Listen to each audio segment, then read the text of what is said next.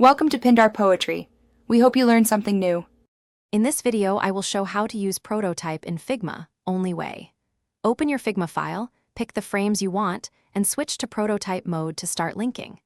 Click a node to drag a connection and choose an interaction like on click or while hovering. Set destination frames, easing, and duration to refine movement. Use Smart Animate for layer-based motion and test in present mode to preview your flow before sharing with teammates. Create a consistent start point and map user journeys before building interactions in Figma. Use pages to separate flows like onboarding, checkout, and settings so you don't mix states.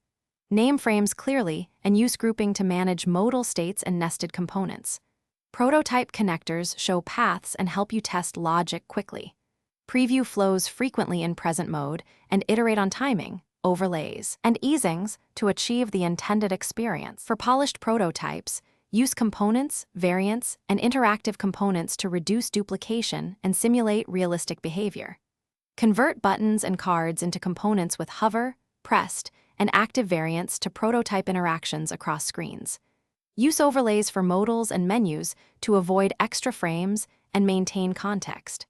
Smart Animate with matching layer names creates smooth transitions. Test edge cases like back navigation and interrupted animations to ensure a stable and believable prototype experience.